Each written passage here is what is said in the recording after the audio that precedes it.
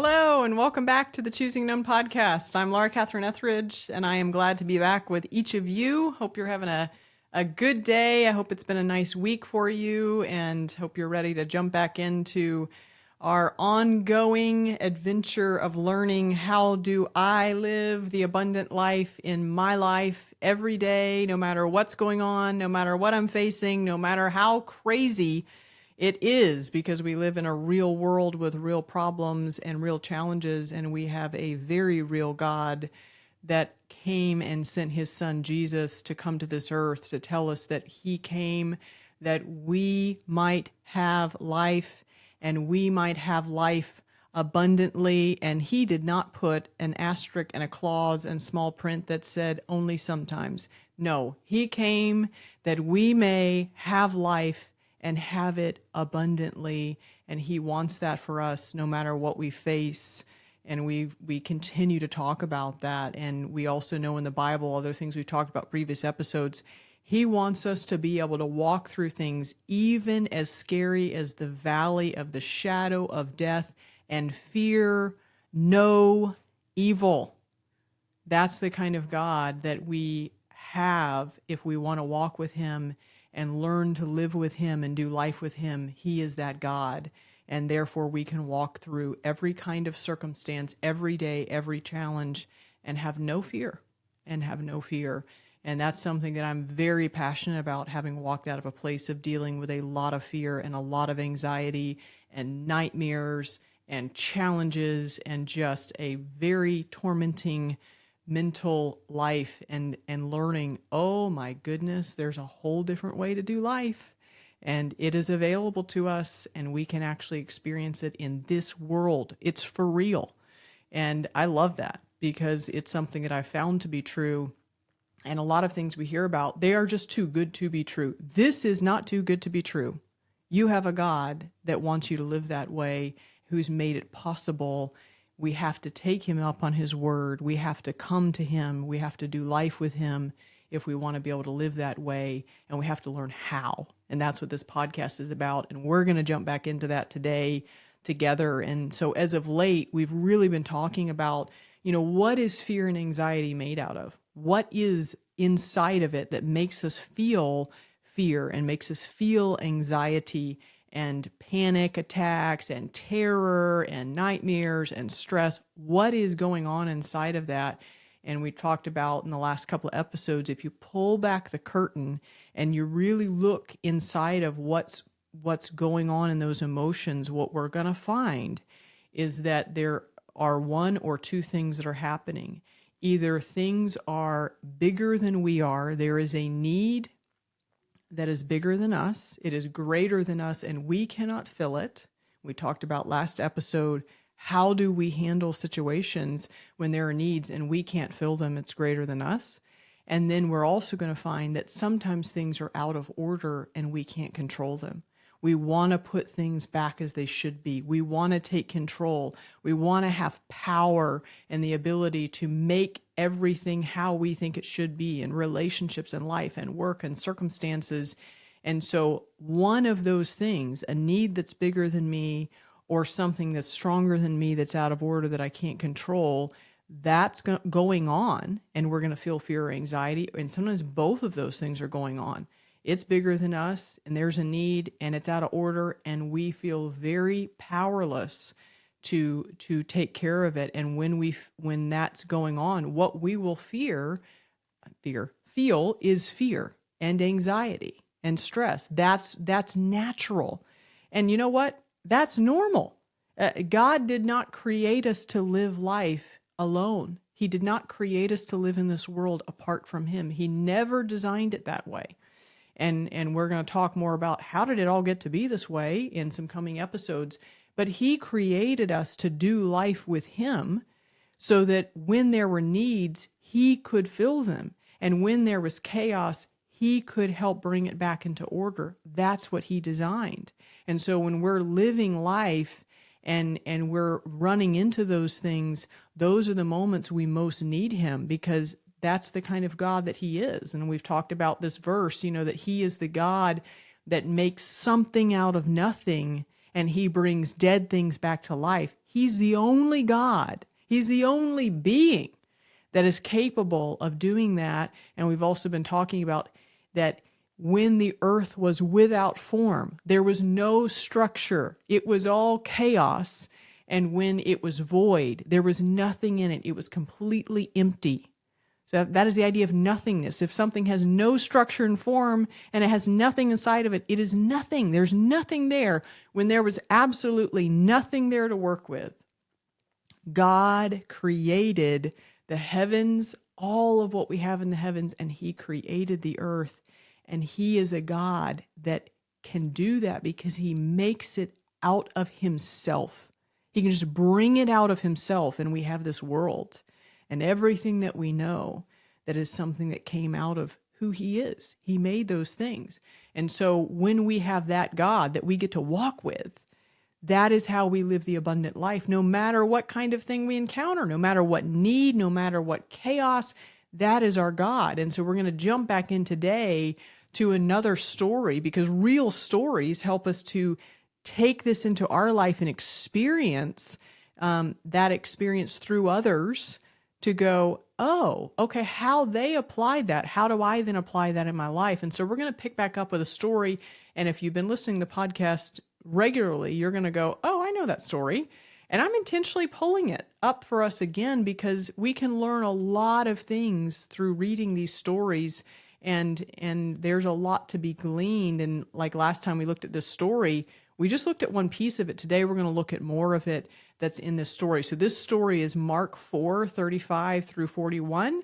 And like I often and probably will continue to say, let it soak into you. Experience this. The stories in the Bible are meant to be experienced, not just read, because they're supposed to touch our emotions and they're supposed to touch our physical body, and we're supposed to kind of feel the story. And we're also supposed to read these words and think about these things. And so let this story inside of you and allow this to come in, this story about what do we do when we face chaos and things are not as they should be. So here we go. On that day, when evening had come, he said to them, so Jesus says to his disciples, let's go across to the other side. And leaving the crowd, they took him with them in a boat, just as he was, and other boats were with him. And a great windstorm arose, and the waves were breaking into the boat, so that the boat was already filling. And he was in the stern, the back of the boat, asleep on a cushion. And they woke him and said to him, Teacher, do you not care that we are perishing? And he awoke and rebuked the wind and said to the sea, Peace, be still. And the wind ceased, and there was a great calm. And he said to them, Why are you so afraid? Have you still no faith? And they were filled with great fear and said to one another, Who then is this, that even the wind and the sea obey him? So we've looked at this story in the past, but let's enter back in now. Here they are in a boat. The wind comes up, and like we've talked about in previous episodes, the disciples, many of them were professional fishermen before they became disciples. Now you think about what you do for a profession. Okay, think about that for a minute. What do you do? And in the midst of what you're doing, there arises a great problem, huge chaos. Now think about that for a moment, what that might be like in your profession. Okay, that's what's happening to these guys. They're out in their former profession, and the wind comes up, and the waves begin to go crazy, and the boat is filling up. In different versions, different translations or different gospels, it talks about how they're bailing out the water, and they're doing everything they can. What are they doing? They're turning to themselves to deal with chaos. Things are not as they should be. It is out of order. The water is supposed to be outside of the boat. It's coming in the boat. Think about your profession. Something's supposed to be a certain way. The opposite is now happening, and in great speed and in great abundance. and you're stressing out because, oh my goodness gracious, this is not as it should be. All of this is happening. So the boat is filling with water, and they keep trying to get the water out of the boat because they know if we don't, we will drown. And they're trying with all of their effort. They're rowing because the only way to get out of chaos is to get the water out of that boat and to get the boat out of the storm. And so they are doing that with all of their might.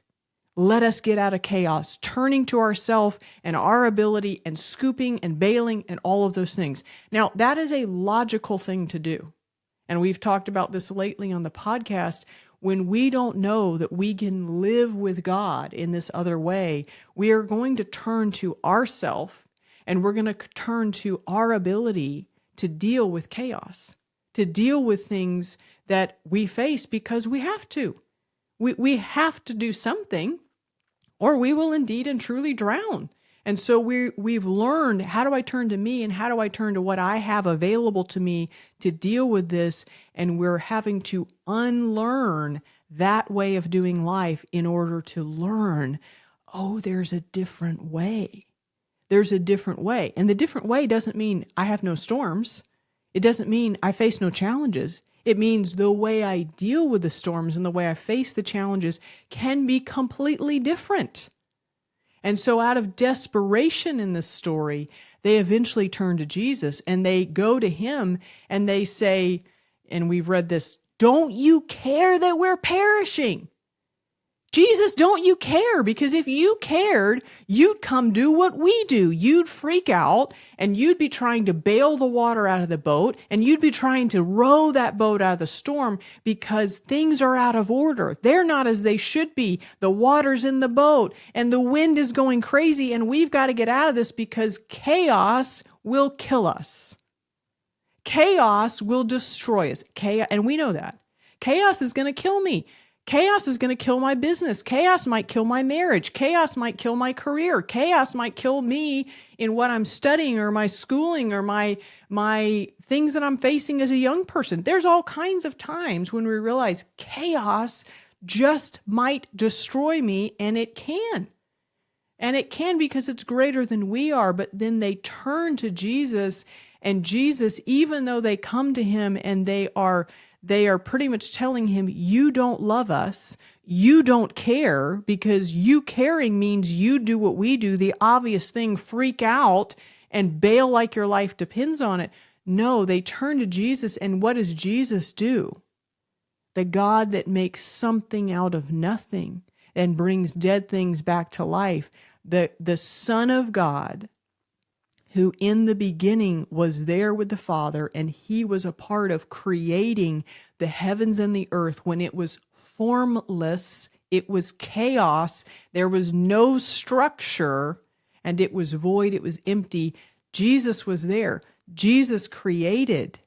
He was the one through whom, it says in the scripture, all things were created by him and for him. He was there with the Father when it was all created. They wake him up, and he stands up, and he just says to the wind and the waves, peace, be still, exclamation point. 3 words, peace, be still. Jesus says that to the circumstance to create order out of chaos, to take things that are formless, the water's in the boat where it shouldn't be, and the wind is battering them, and the boat's in the midst of the storm, and it shouldn't be. And he says to the circumstance, peace, be still. And then Jesus turns to them, and he says to the insides of them, because guess what?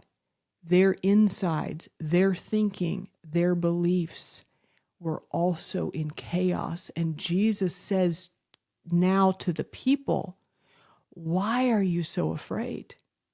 Have you still no faith? And we've talked about this a lot lately. What is faith? Confidence in God. Confidence in God. He calmed the storm, the chaos, the formlessness, the out of orderness around them. And then he turns to them and he turns to us and he says to our insides that are just as out of form, they're not structured as they should be. We have mixed up beliefs. We have jumbled and garbled emotions. It's chaos inside. And Jesus says to us, why are you so afraid? Have you still no faith? Have you still no confidence in me? And why does he say that? He's the God that created the heavens and the earth. He is the God that makes something out of nothing and brings dead things back to life. He is the one that is available, and he's right here. And we have a choice to make when we face things that are formless and when there's chaos. Do I try to deal with that with my internal know-how and my beliefs and my emotions and my external abilities and power, and do it alone? Or do I want to turn to the God that is available, omnipresent, who loves me, who wants to do life with me, that wants to allow me to live the abundant life in the midst of the storm, in the midst of the chaos in my life and in your life? And we can live with him, and he says, why are you afraid? And he's calling us, have faith. Have faith in and confidence in me that I am this God and I am with you.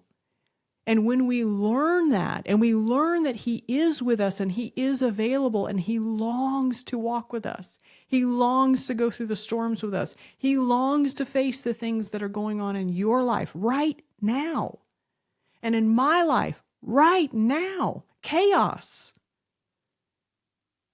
And we can come to him and we can find he is the God that can make something out of our nothing and bring dead things back to life in our life.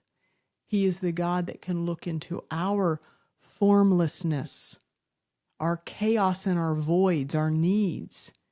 And he's the same God. The scripture says he's the same yesterday, today, and forever. And that God is available to walk with us in our storms. And we tap into that when we, like the disciples, we turn to the Lord and we invite him in to the formlessness, to the chaos, to the things that are way bigger than us that we can try with all of our might to control and we can't control. But he is the one that says, I want to be your father. We've looked at this slide a little bit lately. These are just words that describe God, names of God, attributes of God, characteristics of God, promises of God. This isn't even all of them. This is just a few of them. One of the ones that's on here, we see this in the bottom left, Abba. And we learn from Jesus that he says that when we're to pray, we're to call him Abba, Father. What does Abba, Father mean? It's like the most affectionate name that they could call their father. We might say something like Papa or Dad or Daddy. That's what he's saying. He's saying, I am that kind of a God for you if you want to relate to me in this way. If you want to come walk with me, if you want to do life with me, you turn to me. And you just say, Father, Abba, Father, Papa, Father, come into this circumstance and help me because it's way bigger than me. It's chaos. It's insane. It's stressing me out. But you are this God. And you have come, and you've come that I could have abundant life through Jesus. And we invite him in. So this week, continue to watch for that. When you feel fear, any fear, when you feel anxiety, small to large amounts of it, pull the curtain back and say, is there formlessness? Is there chaos or things out of order? Is there a void here? Is there a need that I can't fill? And then make that decision in that circumstance for you. Am I going to go it alone with me and what I have available to work with? Or do I want to turn to the Lord? And do I want to invite him into my chaos and my needs and find out he's more than enough? Practice that this week so we can keep learning how we live, just like the disciples, just like people of old, how we can today live this abundant life. Have a great week. Look forward to seeing you next time.